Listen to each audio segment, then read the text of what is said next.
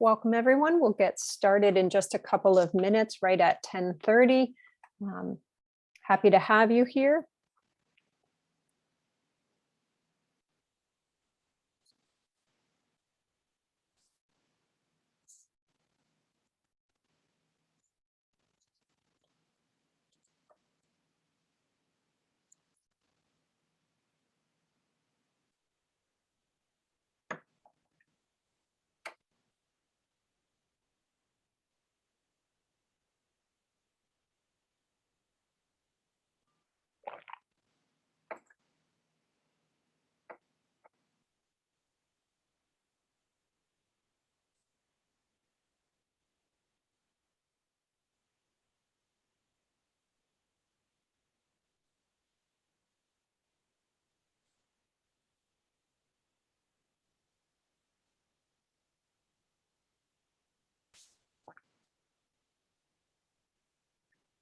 As people are joining, if you'd like to introduce yourself in the chat and let people know who you are and where you're coming from, we'd be happy to see.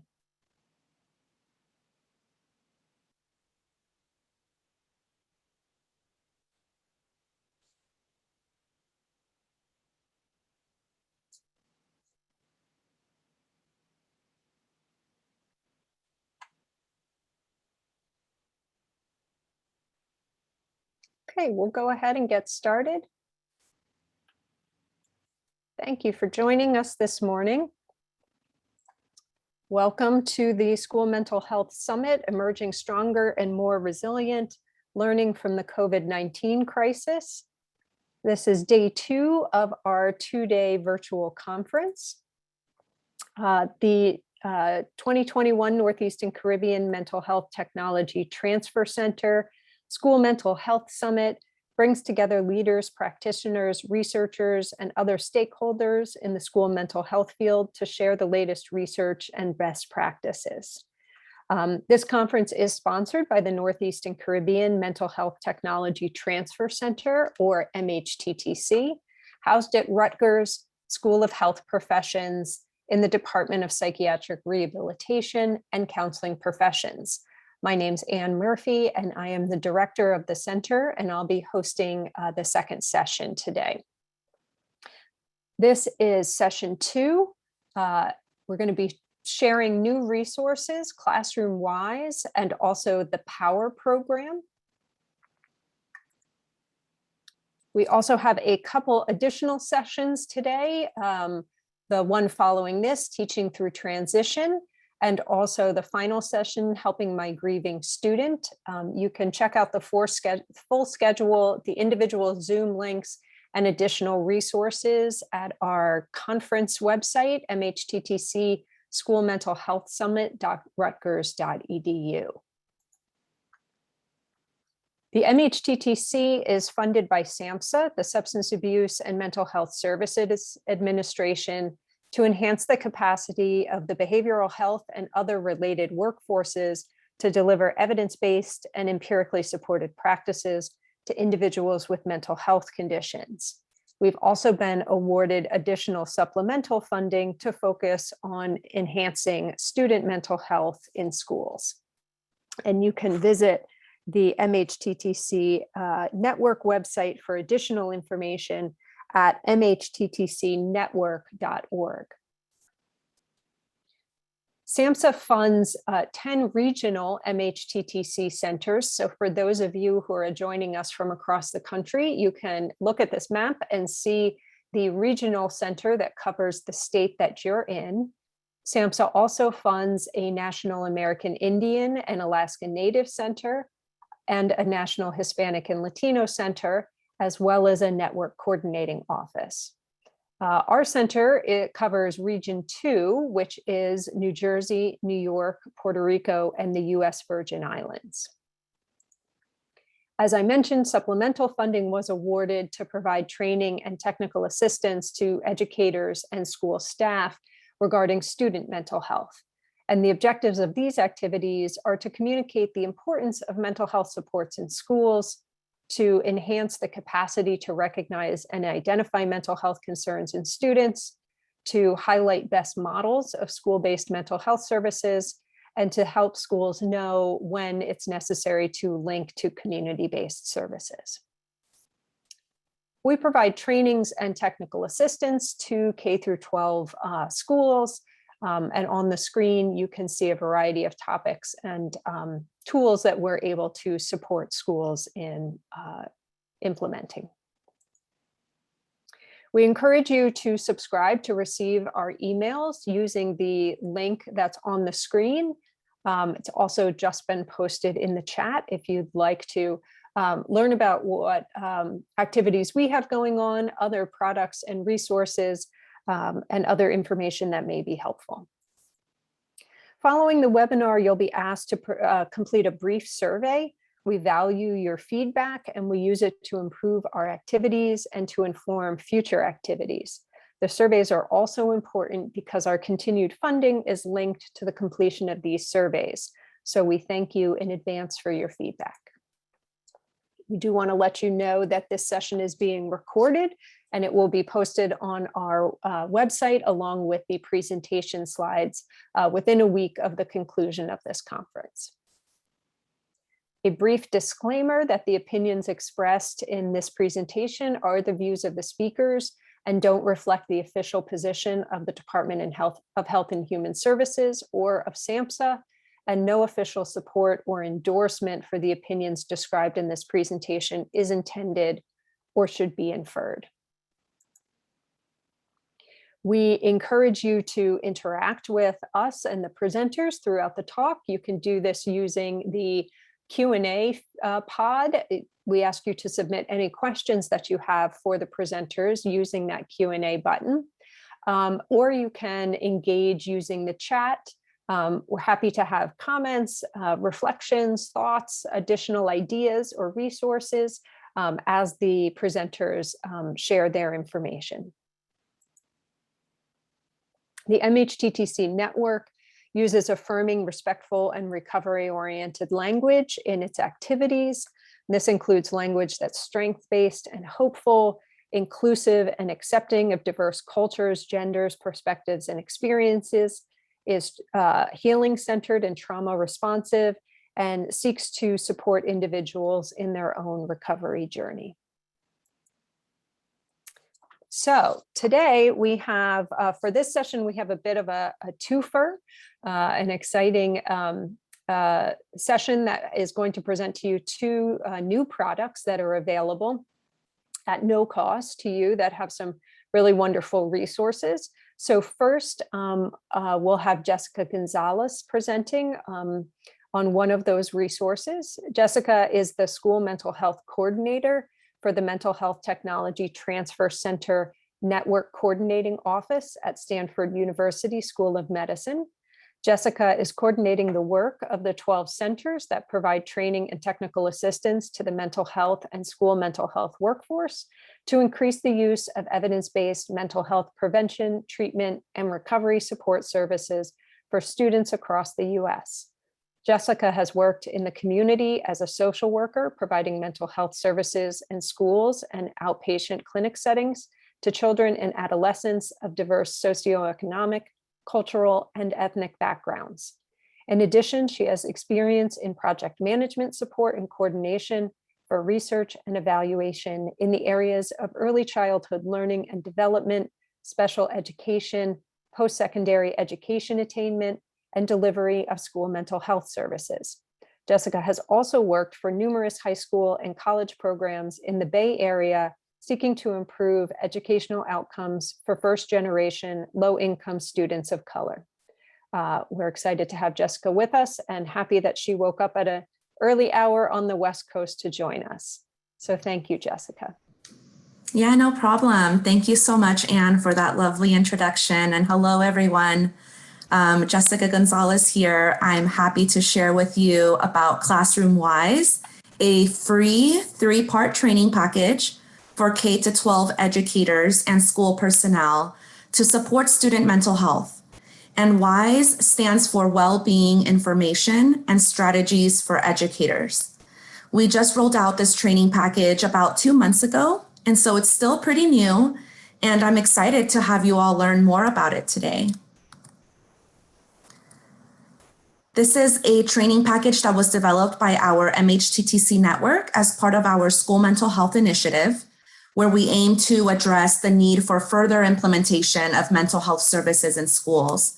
And so Anne provided an overview of our MHTTC network and our school mental health initiative earlier in today's presentation. So I won't go too much into detail about our school mental health initiative, but just know that through funding for this initiative, our network has been able to develop numerous resources and trainings and technical assistance in the area of school mental health across the country. And so this training package that I will share with you today is just one more amazing resource that we have to offer. And so we're just really proud of the work that we've been doing and the contributions that have been made to the school mental health field thus far.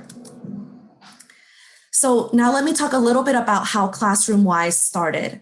So back in 2019, our network was asked by our funder, which is the Substance Abuse and Mental Health Services Administration, also known as SAMHSA, to develop a training package to assist educators in supporting the mental health of students in the classroom. So we decided to partner with the National Center for School Mental Health out of the University of Maryland School of Medicine, and they served as our content experts. And so together we started by first conducting an environmental scan of educator mental health literacy training and resources that were already available in the field, because we wanted to see what's already out there, right? So that we don't reinvent the wheel, we don't want to duplicate efforts. And then we also conducted a national needs assessment to help us understand what educators and school mental health staff and mental health and education leaders across the country felt was really needed for teachers to better support students in their classrooms. And so after conducting that national needs assessment and that environmental scan of resources already available in the field, together with the National Center for School Mental Health, we developed a special resource, which I will add to the chat box shortly. There you go.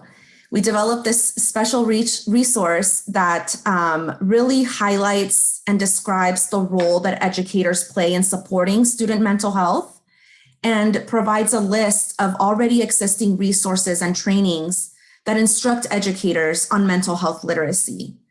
But as we looked at the resources and training already available in the field, we felt like there were definitely some amazing options out there, but they had a price connected to them, right? So not totally accessible.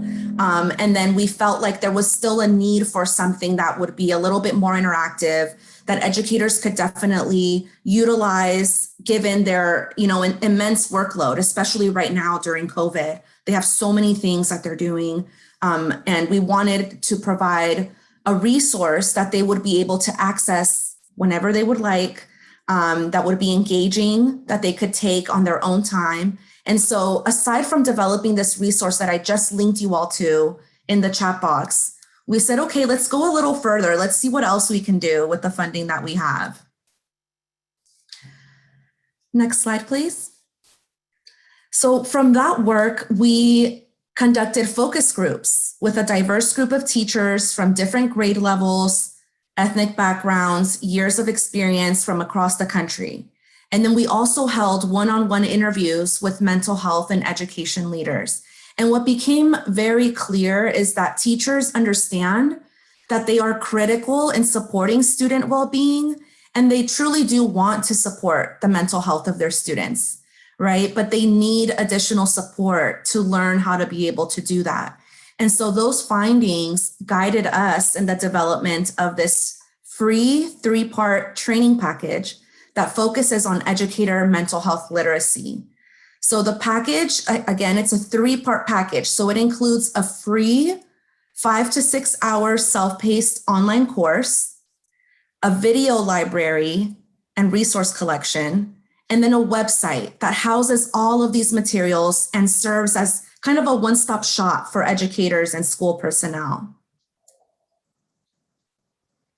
So the entire training package offers evidence-based strategies to promote student mental health and support students with mental health challenges. And so the skills demonstrated in the course and in over 50 short 1 to 3 minute videos that make up our video collection are all based on scientific literature on school climate, mental health literacy, social emotional learning, and school-based interventions for mental health concerns. So I want to, now that I've kind of given you all like context as to how we got here, why we decided to build this, and explain to you the 3 parts of this training package, I kind of want to go through each part. So let's focus on the Classroom-Wise online course first. So the course goes through 6 modules. And, you know, as we were putting this together, we realized there is just so much that we can cover under the umbrella of mental health literacy for educators. But there were 2 really big specific content areas that resurfaced over and over across our focus groups and interviews with education and mental health leaders from across the country. And so with their input and the input of our MHTTCs and our national focus area centers from within our network, we narrowed it down to 2 big buckets of content. So the first big bucket that we felt was so imperative is promoting the mental health and well-being of students, which really includes creating safe and supportive classroom environments, addressing stigma in the classroom, and fostering social emotional competencies. So you'll see there on the screen that we have 3 modules in the course that focus on these 3 specific content areas. On the next slide, you'll see our second big bucket of content, which focuses on understanding and supporting students experiencing adversity and distress. And that really includes understanding the impact of trauma and adversity on the learning and behavior of students, being able to link students to support, and then having those impactful classroom strategies in your back pocket to support students with mental health concerns in your classroom. And so modules 3 to 6 of the course really focus on these 3 content areas that you see on the screen here. I do have a short video that is coming up in a couple of minutes that'll kind of preview the course. And so just giving you all a heads up that I'm now going to switch to talking to the second part of the training package, which is our video library. But I do have a short video coming up soon so that you all can kind of get a preview of what I'm talking about.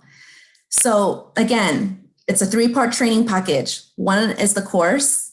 We also have this video library, and this is actually my favorite part of our training package. So we developed a series of brief, high-impact videos that incorporate both student voice and educator strategies to give teachers ideas and examples on how to help all students feel welcome and supported in the classroom.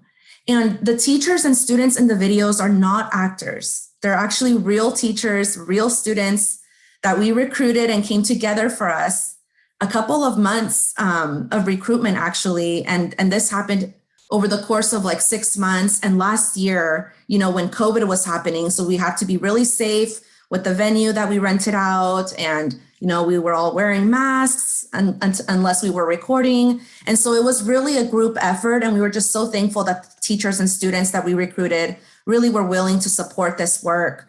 And so we worked with a video production company over a few months and were able to pull together over 50 short, engaging videos. And again, it's just really my favorite part of this training package because we get to hear directly from teachers and students. So I love the video library and I can't wait for you all to see it. And then the third part of our training package, like I said, is our website. You can access the online course and that video library that I just mentioned to you on our beautiful Classroom-Wise website. I'll make sure to put the link in the chat box here for you all so you can kind of start looking through there if you'd like. But, you know, if we have some time, maybe I can share the website with you all, but the screenshot is here on the screen of the home page, and the link is now in the chat box so that you can skim through it yourself.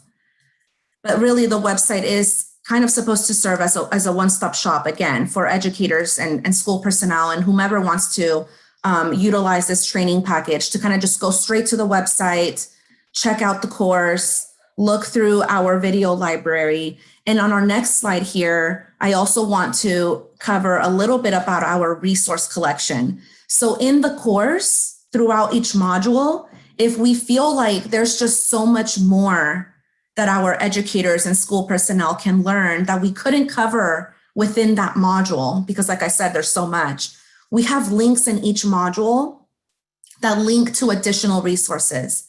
So when you click on that link in the course, it actually takes you to this resource collection that you see on the screen here. And so we've developed a ton of different resources, including tip sheets, toolkits, just educator-friendly examples that were developed specifically for this project. But then we also did, some of that research, like I said earlier, where we looked to see what else is available in the field already. And we also highlight some of those resources that are available by other national experts in the school mental health field. So all of these resources, again, they're linked in the Classroom-Wise online course, but then we also have them available as standalone resources for free on the Classroom-Wise website. And so I know that I've just kind of given you the overview of the Classroom-Wise training package, but I just want to make one more announcement here that there is more to this. On the next slide here, you'll see that coming in fall 2021, so really soon, one of our MHTTCs, the Central East MHTTC, in collaboration again with the National Center for School Mental Health, will be launching a companion online course to Classroom-Wise. And that course is titled Cultural Inclusiveness and Equity Wise. And so through this companion course, educators and school personnel can learn how inequities in education impact student mental health and how implicit bias influences our perceptions and responses. And building on that foundation, educators can learn culturally inclusive classroom strategies to support student mental health. So again, this is kind of an extension, an add-on to Classroom-Wise, because like I said, we had so much that we wanted to cover under mental health literacy in the course, but we wanted to make sure that we kept the training, the online course, not making it too lengthy for our teachers to kind of become overwhelmed. And so we felt like there was just still this very important piece that we wanted to embed and weave in through the course, focusing on cultural inclusiveness and equity. But we have this companion online course that will be rolled out soon to kind of ensure that deep dive into that topic. So really excited about that. Again, it'll be coming out in a couple of months, hopefully, and we will make a huge announcement.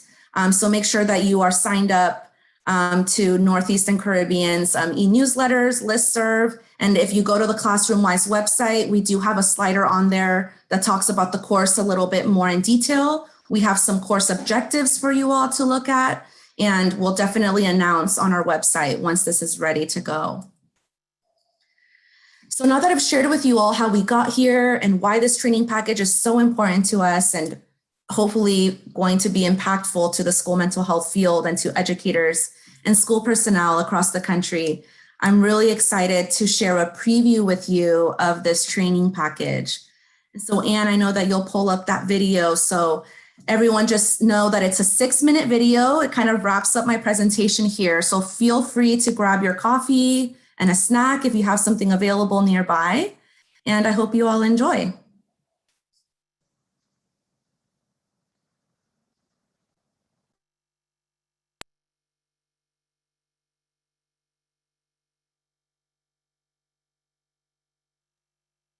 And our partner, the National Center for School at the University of Maryland School of Medicine. Welcome to Classroom-Wise. Funded by the Substance Abuse and Mental Health Services Administration, the MHTTC Network, Mental Health Technology Transfer Center Network, includes 10 regional centers, a National American Indian and Alaska Native Center, a National Hispanic and Latino Center, and our Network Coordinating Office. We provide free training and technical assistance to help disseminate and implement evidence-based mental health prevention, treatment, and recovery practices. Through our School Mental Health Initiative, we provide technical assistance on the implementation of school mental health services to states, tribes, districts, and schools. please be sure to connect with your MHTTC regional or national focus area center to find out about training and technical assistance in your area. Funded by the Health Resources and Services Administration, the National Center for School Mental Health focuses on advancing research, training, policy, and practice in school mental health. We encourage you to engage with our National Center to access resources and support as you build and enhance your school mental health system. We also invite you to access our free online portal, The SHAPE System, to assess and improve your multi-tiered system of mental health and well-being support for students and school staff. Classroom-Wise, Well-Being Information and Strategies for Educators is a 3-part package that assists educators in supporting the mental health of students in the classroom. We started by talking to educators and mental health and education leaders across the country about what information and resources would be most helpful. We also conducted an environmental scan of educator mental health literacy training and resources. We're bringing this to you because we know that educators are critical in supporting our students' well-being and overall mental health. I think mental health and learning about mental health is crucial for every teacher, no matter what level you teach. We all deal with it. Mental health training is so important for educators because they're in a position to know students really well. They know their students' strengths and their weaknesses. They have an understanding about what their needs are. The course will go through not only how you can create safe and supportive classroom environments that promote an overall sense of well-being, but also some strategies that you can use to promote social emotional competencies in your students as well as in yourself, and also how you can support students who've experienced adversities or difficulties or who might be experiencing distress, and how you as a teacher can work as part of an overall team to get students the support that they need so that they can flourish in their school environment and in their learning. The second part of the Classroom-Wise package is a series of brief, high-impact videos with teachers and students talking about bringing mental health into the classroom and demonstrating how to engage students experiencing mental distress. The videos are in the course and available on our website. The first mission that I have is to learn and get to know all of my students individually. What makes me feel welcome in the classroom is that they give me a big warm smile. They ask me about my weekend. Remember, we're talking about what we did this weekend. Josiah, I see you're really eager to share with us what you did this weekend. Can you tell us what happened? I'm able to communicate to my students that I'm a safe person just by being emotionally available. Teachers can make students feel more comfortable about approaching them with problems if they're more chill and open to listening to the kids. I would want a teacher to comfort me and sit down and talk to me and give me some advice when I'm upset. The third part of the Classroom-Wise package is our website, www.classroomwise.org, where you'll find access to the online course, a video library, and all of the course resources, including tip sheets, guidelines, and links to key materials. We understand the important role educators and school personnel play in supporting student mental health. Our goal is to equip you with strategies to promote student well-being and support students experiencing adversity, distress, and mental health challenges in the classroom. We hope you'll find this course impactful in your work. So over the years, I feel like mental health has become more relevant in not just adults, but in students as well. And if a teacher is dealing with students, you have to teach the whole child. So therefore, for me to take the certain classes that I need to take to make sure that I'm equipped to deal with whatever the kids are feeling, kind of help them cope. I think it is so important that we continue to learn about mental health and how it could relate to our students. I think it's incredibly important to train teachers in mental health because it's kind of the element that unlocks teaching because it's all built in relationships. On behalf of the MHTTC Network and the National Center for School Mental Health, we hope you will find this online training course impactful in supporting the mental health of your students.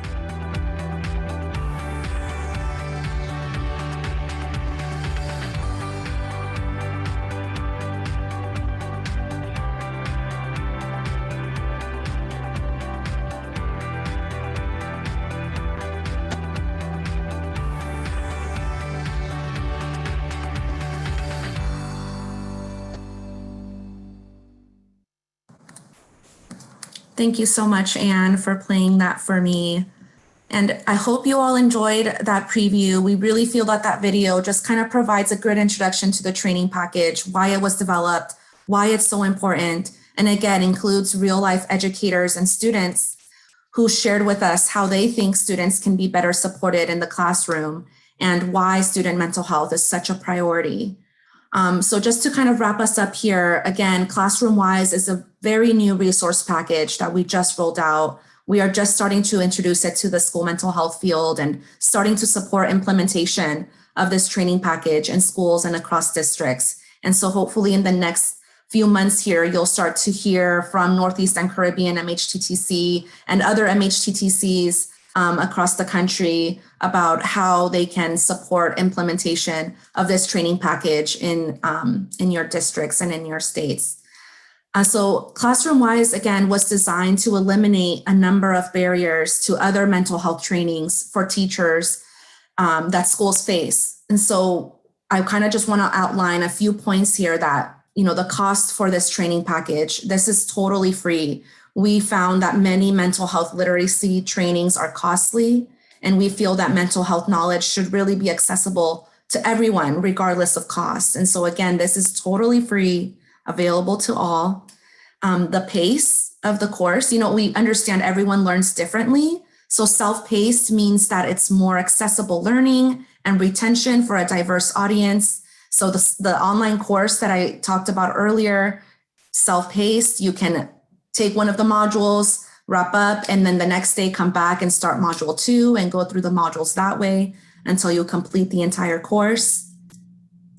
We also know that the course is efficiently packed with essential information. And so it's kind of averaging out about 5 to 6 hours per trainee. And we felt like this length was ideal in terms of receiving a certificate of completion with those number of contact hours that can then be used towards professional development credit for teachers and other school personnel.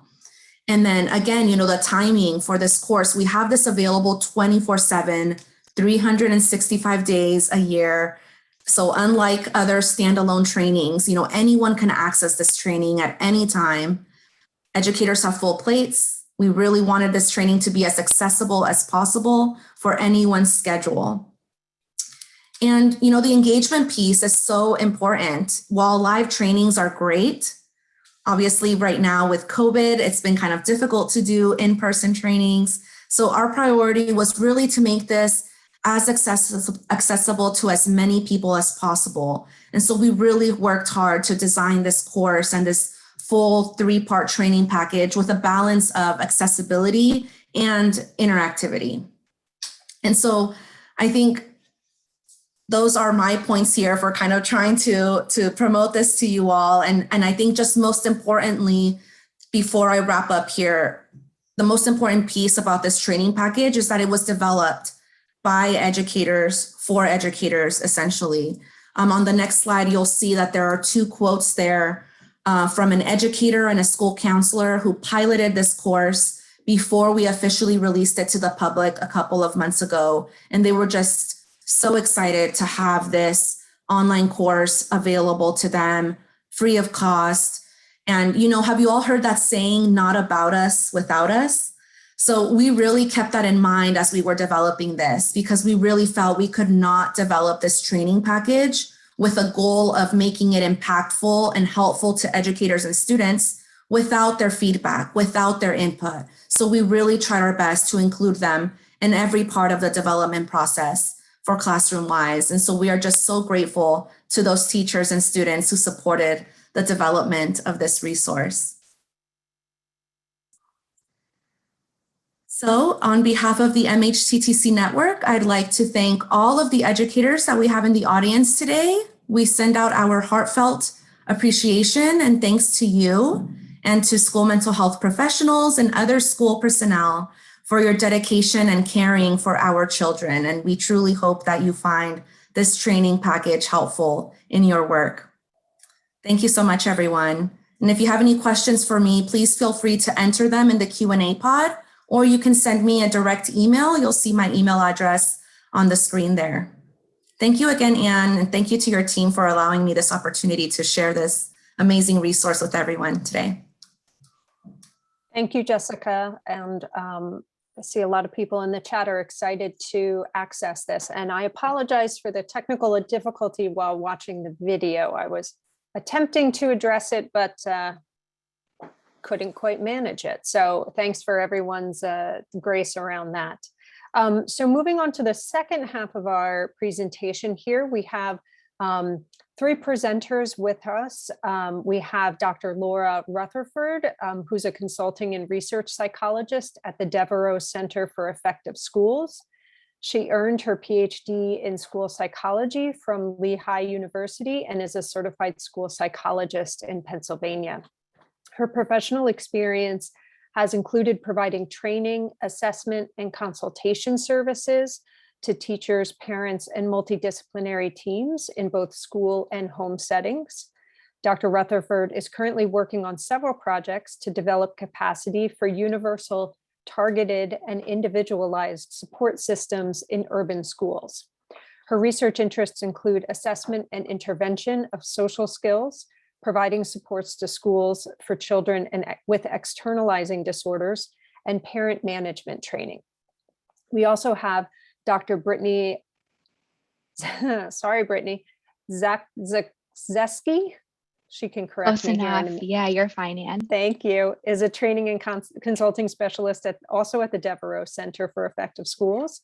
She earned her PhD in school psychology from Lehigh and is a licensed psychologist, certified school psychologist, and board certified behavior analyst doctoral level.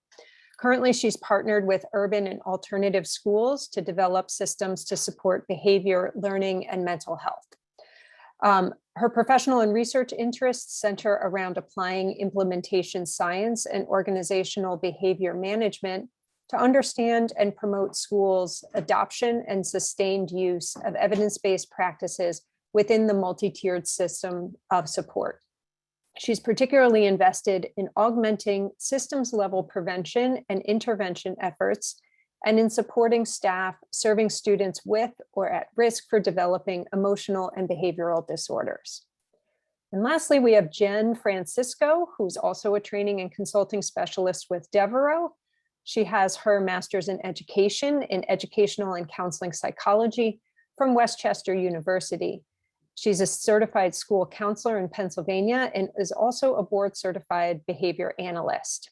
She's currently involved in several projects that aim to develop, implement, and maintain school-wide behavior support systems in a variety of settings. Her research interests include sustainability of multi-tiered systems of support, supporting and enhancing data-based decision-making processes across settings and interventions, and providing supports to teachers and educational staff in implementing and maintaining behavioral interventions. We're very excited to have them with us here today to also present a new tool that they have developed in collaboration with our center. And I will turn it over to Brittany to tell you more about it.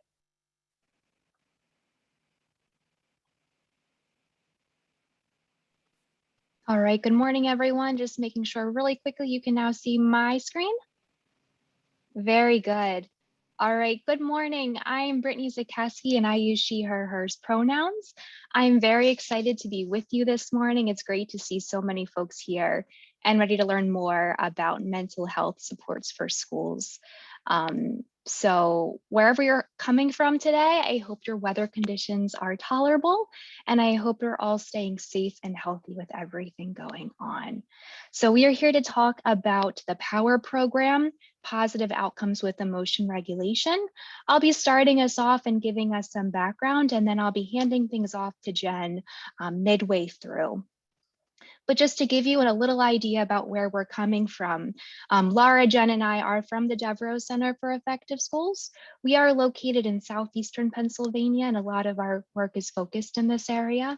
We are really excited to be partnering with the Northeast and Caribbean MHTTC and to become a part of the MHTTC network as a partner. So if you'd like to learn more about our specific center and the resources that we have available, you can go ahead and navigate to the Center for Effective Schools.org website. But we look forward to spending this time with you across the next half hour, discussing a very new program, the POWER program. And this is really the POWER program's grand reveal, because we haven't presented or discussed this at any other conference or at any other presentation yet. So by the end of our time together, you'll be able to explain why the POWER program is needed and why this is an important new resource for schools to consider. You'll also be able to identify the techniques that are empirically supported and evidence-based that make up the different components of the POWER program. And then you'll also be able to describe for whom this program is appropriate, how to implement this program, and how to evaluate this program. So again, we're excited to share this out with you, and we'll have more information about how all of these resources will become available in the near future. Here's our agenda. I'll start with some background, describe the program and its foundations, and then we'll give you some more specific guidance regarding the different techniques and components of this intervention program. So beginning with the question, why is this POWER program needed? I'm sure you've heard of many different interventions that you can be implementing in schools, but why is this specific intervention program a good investment, and how does it really contribute to our school-based mental health efforts?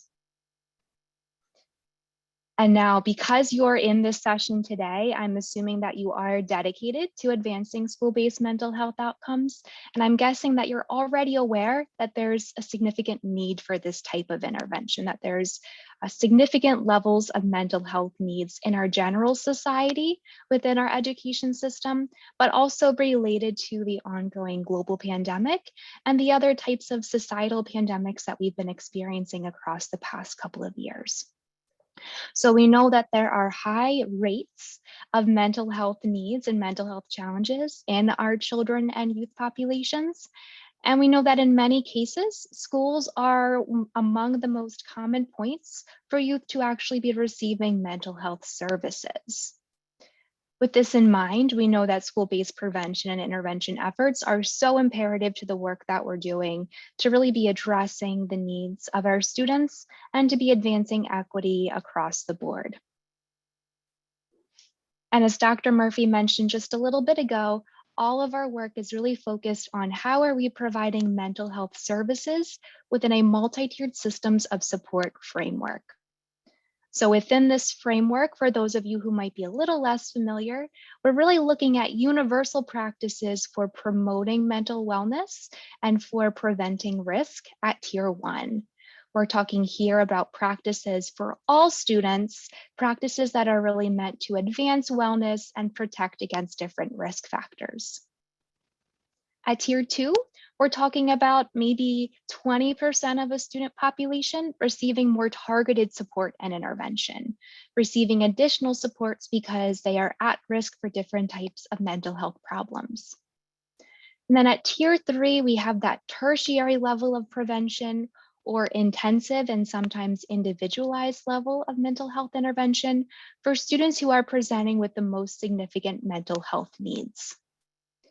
What we're going to be focusing on today is that middle triangle. We're going to be focusing on that Tier 2 level of mental health support, because we've identified that there's certainly a need to be providing more resources and strategies to our educators and other school-based professionals to be intervening at this Tier 2 level for students who are presenting with that level of risk and need.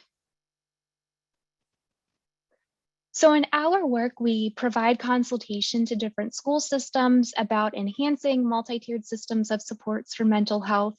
And we've identified that there are certainly some profound gaps in terms of what types of existing programs and intervention protocols are available.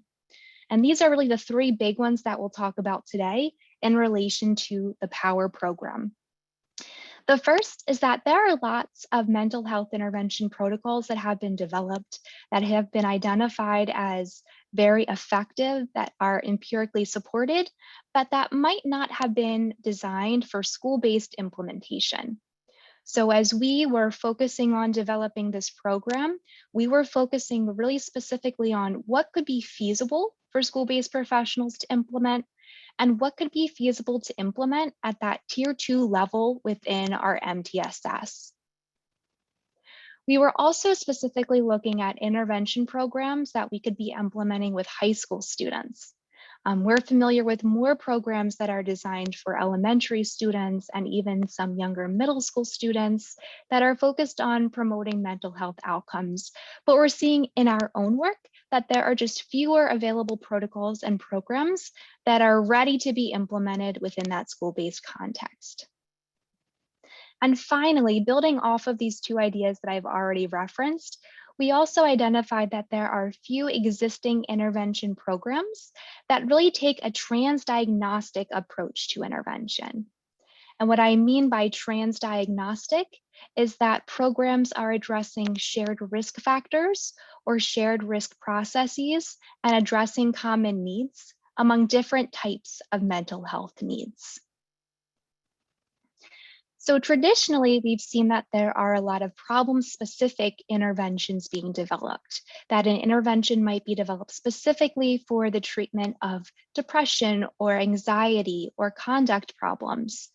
But what we know from decades of research now is that there are pretty high levels of comorbidity among different mental and behavioral health disorders.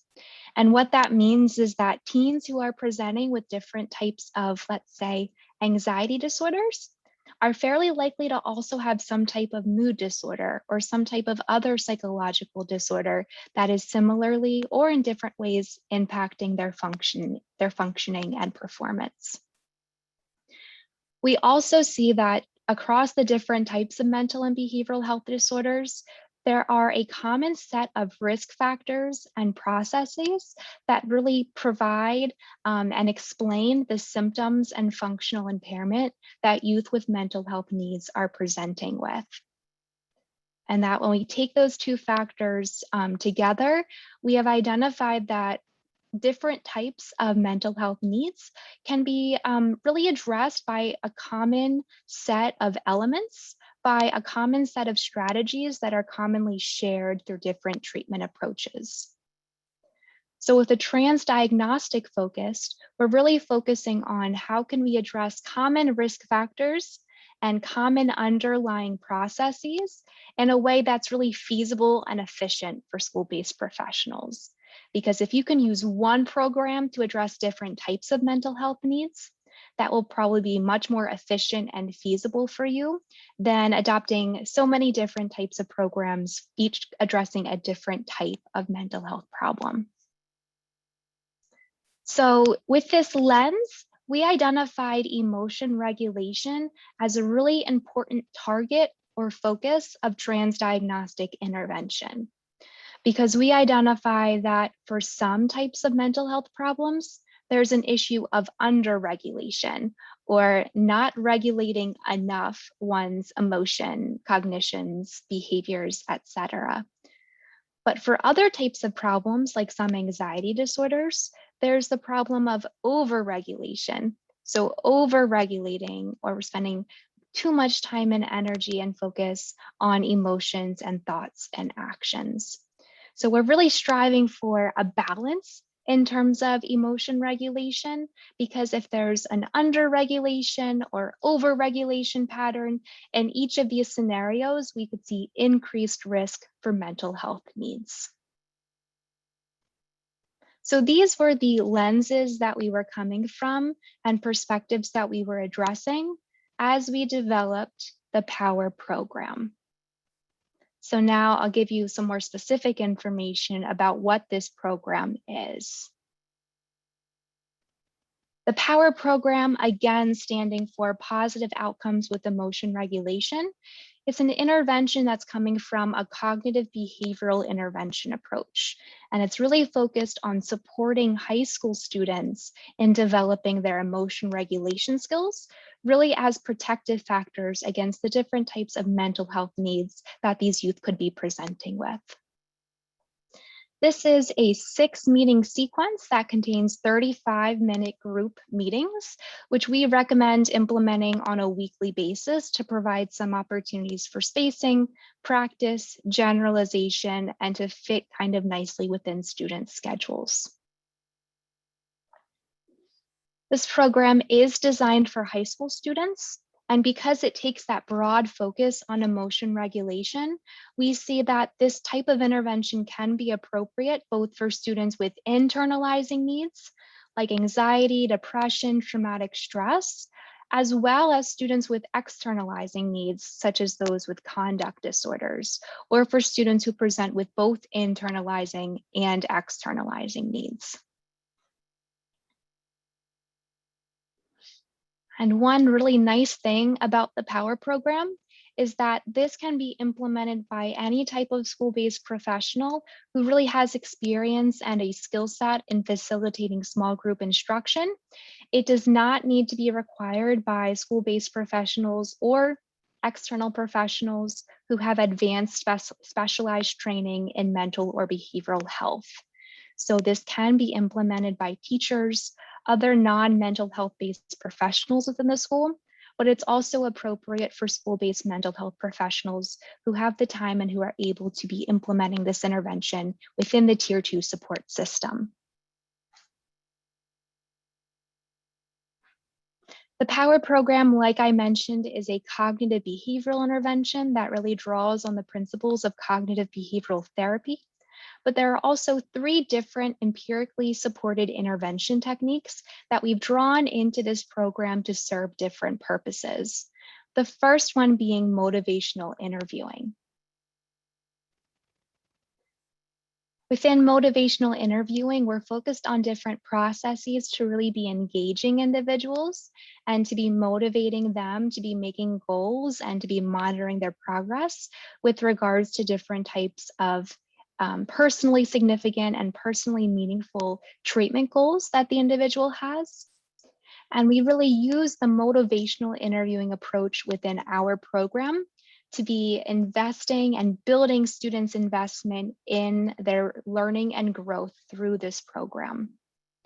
So we use different motivational interviewing techniques, especially in the beginning of this program, to be supporting students in exploring why they want to change and how they can go about changing, to be really scaffolding their use of goal setting and evaluation throughout their time in the program, and overall to be really increasing their engagement in this intervention program and with regards to the different practice elements that are associated with it. The second intervention technique that we have within this program is behavioral skills training. And behavioral skills training is an instructional sequence wherein we're teaching very specific behavioral skills. So just like you might teach academic skills, we're providing the opportunity for students to receive direct instruction on the skill, to view modeling of that skill, to then practice that skill, and finally to receive feedback on their practice of that skill. And within our program, we use the behavioral skills training approach to provide direct instruction on relaxation skills or different types of coping skills that are more physiological and behavioral in nature. We also use the behavioral skills training approach to really scaffold students' planning of when they'll practice these strategies and when they'll actually use these strategies in the moment to cope with different stressors and challenges that they encounter. And then the final intervention technique that we'll highlight from the POWER program is cognitive instruction, diffusion, and restructuring. Within our program, we have a heavy emphasis on the cognitive behavioral therapy triangle, or the connection between thoughts, actions, and emotions within the cognitive triad. And we provide direct instruction to students on how they can identify how their thoughts, emotions, and actions are all related. There are 2 specific skills or strategies within this approach that we teach. The first one is related to supporting students in observing their thoughts and changing their relationships with thoughts. And we call this strategy diffusion, and this is coming from the ACT or acceptance and commitment therapy background. But we also provide instruction in how students can be changing their thoughts to be more helpful and realistic. And this is really coming from cognitive restructuring within the cognitive behavioral therapy realm. So we introduce one specific overarching strategy that guides students to really be observing their thoughts and to either change their relationships with thoughts or change their thoughts themselves. And we call this the catch, check, choose strategy, which we really provide instruction on across 2 group meetings within our 6 group meeting sequence. And here is that group meeting sequence that I just mentioned. We begin with that group building session that really focuses on motivational interviewing. We then transition into supporting students in recognizing and labeling their emotions. We provide specific opportunities for goal setting before introducing different strategies related to relaxation and behavioral activation in session 3. Across sessions 4 and 5, we're really focused on that cognitive instruction piece, where we introduce the diffusion and cognitive restructuring strategies. And finally, in the last session, we do a review of all of the strategies that are taught within this program, and we support students in planning how they'll use what they've learned to really be enacting change and supportive actions in their life. So now I'm going to hand this off to Jen Francisco to lead us through the specific material components and technical assistance components of this program. All right, good morning, everyone. My name is Jen Francisco, and just checking to make sure that everyone can hear me. I also use she, her, hers pronouns. And as a reminder, if you have any questions, feel free to pop them in the Q&A box. All the materials that I'll be giving you a sneak peek of will be available shortly, sometime this fall, on the MHTTC website.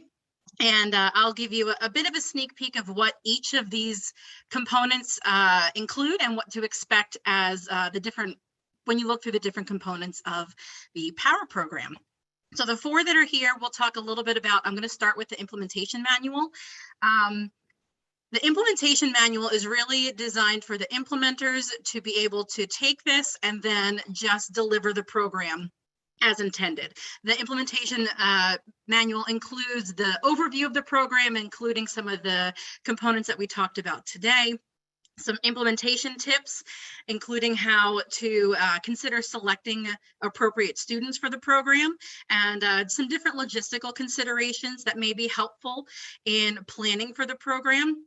There's also details about each group meeting session, as well as the comprehensive lesson plans that the implementer will need in order to conduct each session. The implementation manual also has some different handouts and associated materials that it's basically everything the implementer will need in order to conduct the program with the students that they've selected. So then we'll move on to the student book. We called this the student book, again, because it's high school students. And we were trying to think of some different ways to reference different materials, but the student book includes every single activity that the students will need to complete during each of the sessions. So the example that you can see on the screen is a sneak peek at the catch, check, choose practice that occurs during that session that it's associated with. Each session has different activities that are included as part of the lesson plan, and this student book is provided one per student to be able to work through each of those things during the activities that occurred during the session itself. The next piece that we'll tell you a bit about is the challenge book.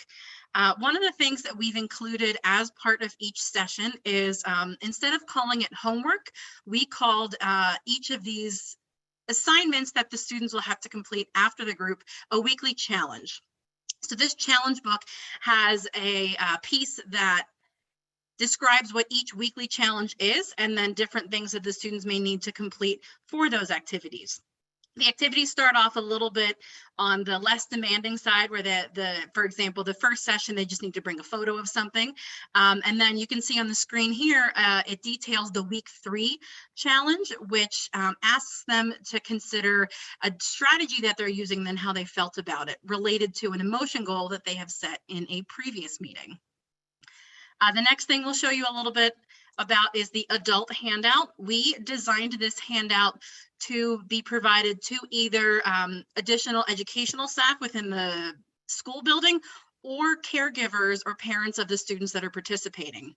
So this is designed to be a quick snapshot for the adults that are supporting the students in what the POWER program is, what it might look like for the students to participate in the POWER program, and then different ways that the adults can support the students participating in the program, with some details about what each weekly session looks like. So this is intended to give some more detail and information to the supporting adults in the students' lives, to be able to support the students in taking the skills that they are learning and moving them and generalizing them beyond the group program itself. So those are a bit of the materials that we've talked about related to the program. So we have a few more things to talk about related to tips for enrollment, thinking about things for implementation, and then different ways that implementers can evaluate how the program is going, both from a student success perspective as well as an implementer fidelity success perspective. So we'll talk a little bit about a few different components that will be available as part of the training package. First, we're going to talk a little bit about the training modules. We have designed these modules to really be, again, a self-guided journey through the training of how to conduct the group. The training modules include an introductory module, which reviews a lot of the information that we've talked about today, which is the background of how we came to develop the program, the different components that are included, and then what to expect about what each session might look like, and the different components included in each session. Then we have designed modules for each group session, group meeting. So there's one for group meeting 1, one for group meeting 2, and etc. And then we also have a group meeting booster session, as well as an individual meeting booster session, if those are needed after the group concludes, to provide some booster training to students on either a group basis or an individual basis. The modules are fairly brief in length. They're approximately 15 minutes each, with the intro module being a bit longer, because it's designed to be viewed in shortly in advance of conducting the session itself, to be able to provide the implementers with some more information about exactly what that specific session will look like. We're also including some information about a database decision-making guide in some of these materials as well, where this is supported by different ways that we can support the implementers in identifying appropriate students for the group and figuring out how to move through with progress monitoring. So some of the tips that we've identified for implementers to use in identifying appropriate students is thinking about students who are expressing some difficulty with regulating emotions, either in relation to internalizing or externalizing mental health concerns, or if they've had some challenging life experiences that might place them at risk for those mental health needs. Again, because this is designed as a tier 2 intervention, and because there's a lot of language components associated with this as well, it may not be a good fit for students with some more severe, either intellectual or developmental disabilities, or some more severe signs of internalizing concerns that might require some more individualized support, or again, violent or extremely aggressive behaviors may not be appropriate for this group. Some different places that implementers may be able to gather some data around different sources that can help them identify students might be universal screeners that are used by the district, or it might be individual referrals, either by the student self-requesting to be part of the group if they are interested in joining it, a family member or another school-based professional like a teacher or a principal may recommend a student for participation in the group. And then the implementer would be able to determine at that point whether the student was an appropriate fit. In addition to identifying students, we are also looking at evaluating how the students are successfully moving through the group. So we've built in a few different ways to determine how we can decide whether the POWER program is helping these students. We have progress monitoring built into each group meeting plan, which looks more like a weekly individualized self-monitoring or self-evaluation of emotions that are selected by the students that they will be monitoring. So in one of the earlier sessions of this group, they will be creating a emotion-based goal that's detailed in the implementation manual and the lesson plan. And then they will do some weekly self-monitoring to see where they are in progress and in relation to that goal in moving through the program. We also have some details in here about measuring the outcome evaluations. We're recommending looking at things prior to group beginning and then also at the conclusion of the program, which might include a different broadband rating scales. There's a few of them available out there that many districts choose to use their own. There may be ones that are associated with your district that you may use, but there are several out there. We'd be happy to recommend a few specific ones if you have any questions about those. But thinking about something before and after would also help in evaluating the student outcomes. Thinking about what's coming next, again, we have some more information that's included in the implementation manual. We talked a little bit about this already, but we have some implementation tips for implementers to consider as they are running through the group.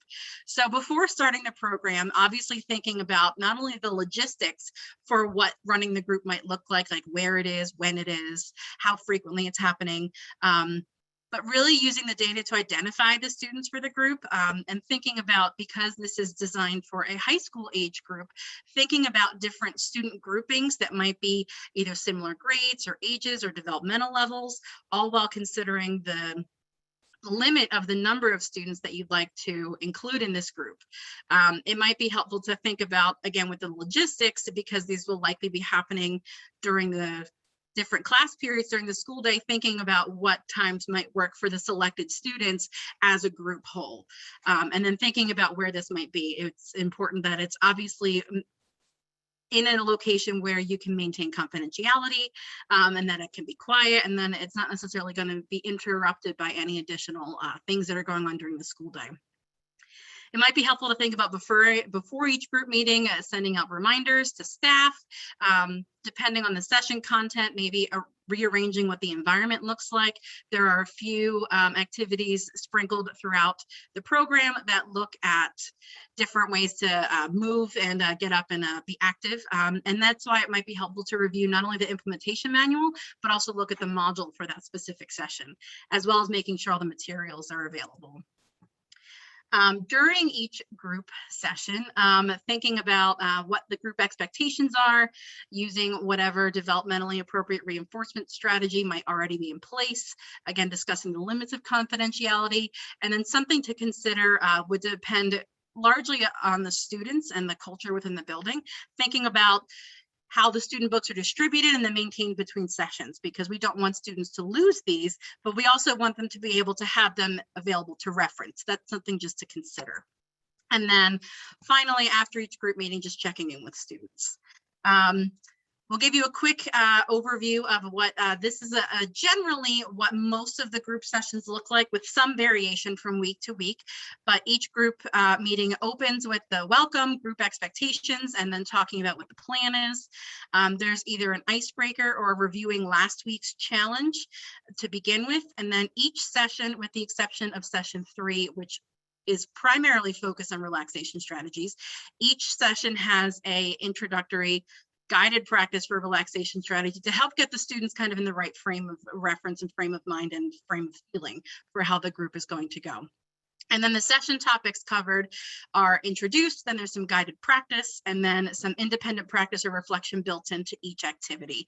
And then we provide the students with what the weekly challenge is before we wrap up the group.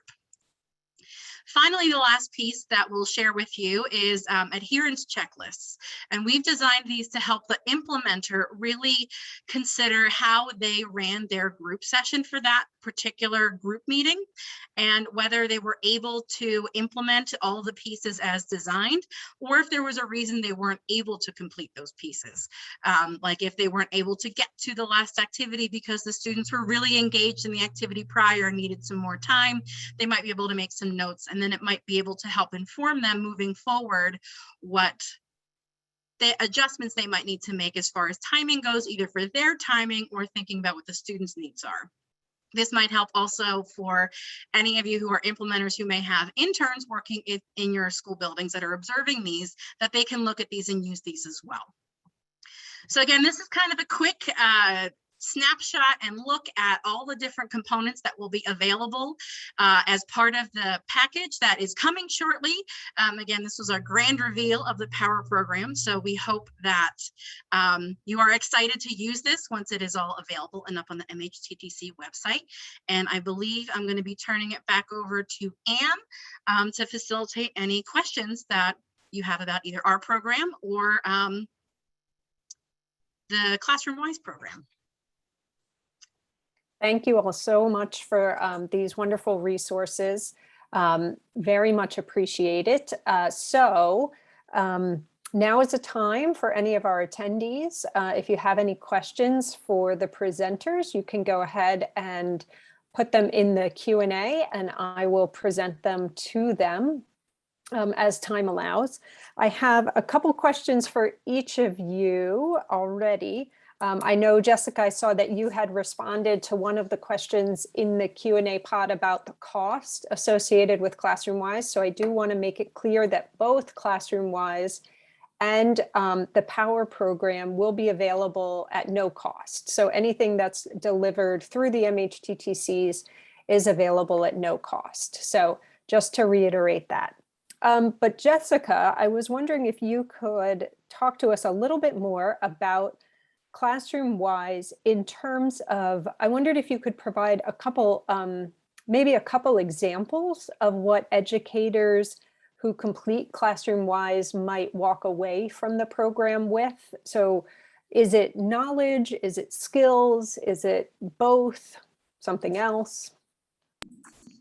Yeah, both. And I'm actually happy to insert a document here into the chat box that really lists, it does a good job of listing out kind of like the objectives of the course and what we hope learners, after they take this 5 to 6 hour free online course, what they will walk away with. So if you look at the document that I just shared in the chat box, this is for the audience, you'll see that we've kind of outlined every single module and listed a few specific objectives for each module. So for example, we have our first module that focuses on creating safe and supportive classrooms. So upon completing that module, an educator should be able to describe 3 components that are necessary for creating a safe and supportive classroom.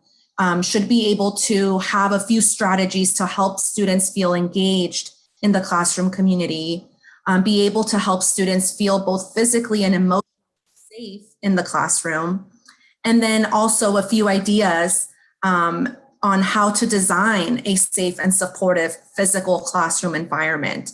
And so what I really like about this is that because it's a 3-part training package, we don't just do more of that didactic learning throughout the course. We have those short videos that are like 1, 2, 3 minutes long, where we have actual teachers talking about specific strategies that they have used, evidence-based strategies that they use in the classroom that they have found to be successful. And so aside from going through the content in the course, you then get this interactive piece, right, where you have like a real life teacher speaking to you and actually demonstrating the strategies that we're hoping that you'll learn from the course model in your own classroom. And then again, we have students talking about, you know, a teacher did this for me once and it really impacted me and made me feel comfortable and made me feel like I had support with my mental health concerns. And so we have like those real life examples that are given through those videos, but also in the course,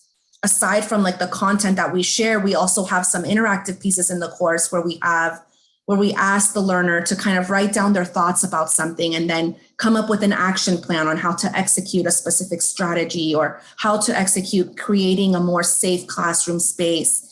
So I would say it's kind of both, Anne, to respond to that question. And I hope that the objectives that I entered into the chat box there kind of give a little bit more detail about what we hope learners will walk away with after completing the course and utilizing the video library and resource collection that are also available. Thanks, Jessica. And I see you have some support in the chat. Someone who's completed ClassroomWise and found it very helpful and useful and confirms that it supports both knowledge and skills. So thank you for that comment as well. To the folks from Devereaux, I know there was a question in the Q&A that Laura has answered, but just to make sure everybody is aware of it, the question was about when the Power program will be available and if it's set up for large or small groups. The Power program should be available later this fall. So we're just wrapping things up and finishing things up in the next month or two, and it will be available at that point in time. And it is intended for small groups. So we are intending it's a tier 2 intervention. So for students at risk, so we're thinking maybe like 6-ish students, and not for maybe a whole classrooms. In that case, you would use more of a tier 1 intervention.